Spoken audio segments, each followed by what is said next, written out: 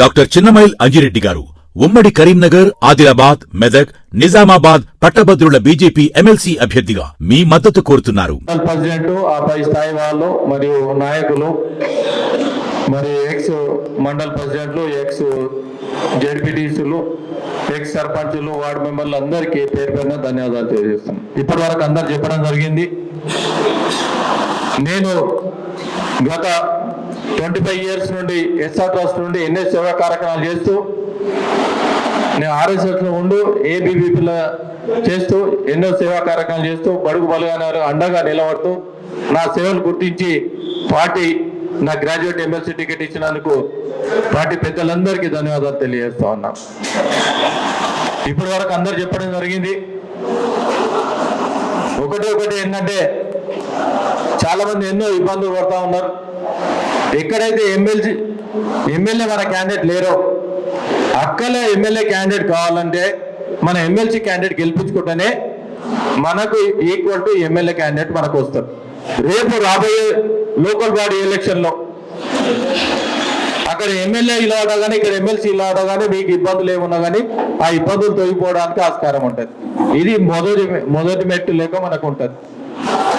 ఎవరైతే రాబోయే రోజుల్లో లోకల్ బాడీలో నిలబడదాం అనుకున్నారో వాళ్ళు దయచేసి ఈ 15 రోజులు కష్టపడితే మీకు ఎంత ధైర్యం ఉంటుందో గుండె ధైర్యం అంత ధైర్యం ఉంటుంది. ఒకటి ఏంటంటే మనకు ఆపోజిట్ పార్టీ కాంగ్రెస్ పార్టీ. గతంలో టీఆర్ఎస్ పార్టీ ఏదైతే ఇచ్చిన హామీలు నెరవేర్చకుండా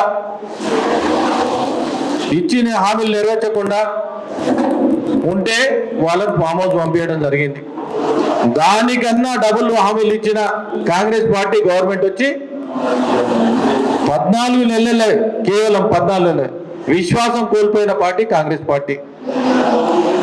ఇది ప్రజలకు తీసుకుపోయే బాధ్యత మనం. ఎందుకు అంటే యువకులను మోసం చేసిన పార్టీ కాంగ్రెస్ పార్టీ. 2 లక్షల ఉద్యోగాలు ఇస్తానా కాంగ్రెస్ పార్టీ ప్రతి సంవత్సరం 2 లక్షల ఉద్యోగాలు ఇస్తున్నారు.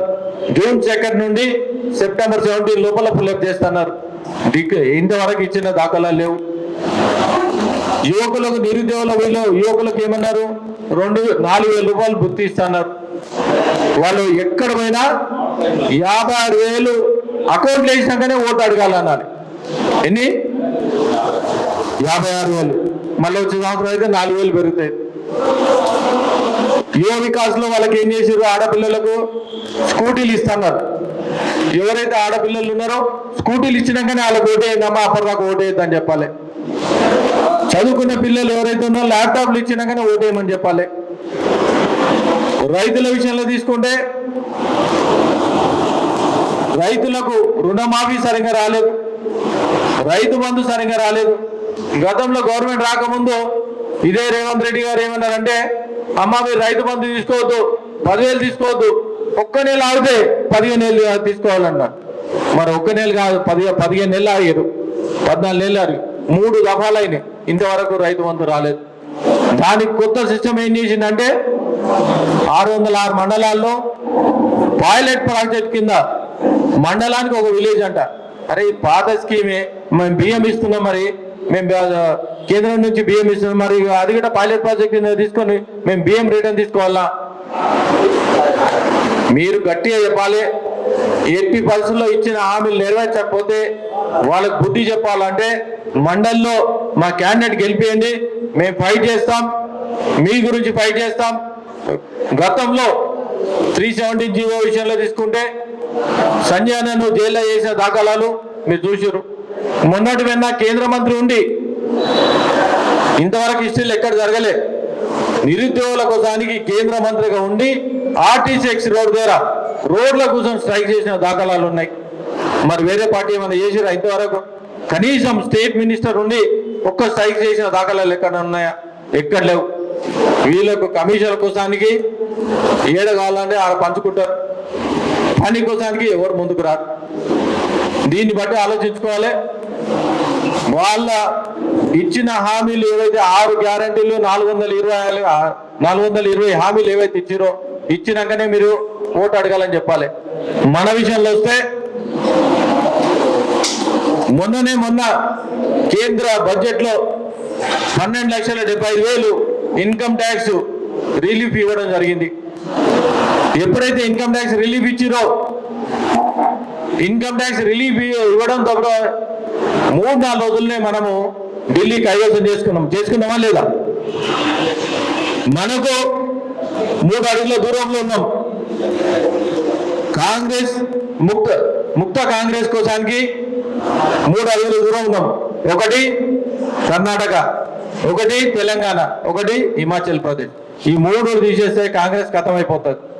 దీని శాయశక్తుల ఇప్పుడు మనకు మొదటి పెట్టి ఏంటంటే కేవలం ఎమ్మెల్సీ విషయంలో దయచేసి నేను చెప్తా ఉన్నాను, ఒక్కొక్కరికి 25 మందికి ఒక్కరు ఏ విధంగా అయితే ఇన్ఛార్జ్ ఉన్నారో కష్టపడి 10 రోజులు కష్టపడి దీంట్లో ఏంటంటే మనము నార్మల్ ఎలక్షన్ దీనికి ఎంత డిఫరెంట్ ఉంటుందంటే అందరు ఎడ్యుకేటెడ్ మేధావులు వాళ్ళు ఆలోచిస్తారు.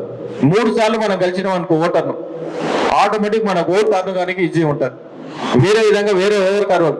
ఎందుకు అది కలరు అంటే మనకున్న 4 ఉమ్మడి జిల్లాల్లో 6 పార్లమెంట్లో 271 మండలాలు ఉన్నాయి, 499 బూతులు ఉన్నాయి,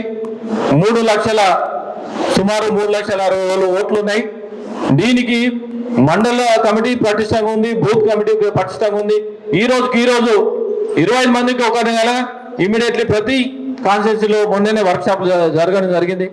ఒకటే ఏంటంటే 3 సార్లు కలవండి, వాళ్ళ ఫోన్ నెంబర్ తీసుకురండి, వాళ్ళకి దండం పెట్టండి, 80% ఓటు వేయండి, మీ గురించి పై చేస్తామని చెప్పడం జరిగింది. మీ గురించి ఎల్లవేళలా అందుబాటులో ఉండి నిస్వార్థంగా మనకు డబ్బులు అవసరం లేదు, మీ సేవ కోసానికే నేను వస్తున్నాను, మీ సేవ గురించే నేను పనిచేస్తాను తెలియజేస్తా ఉన్నాను.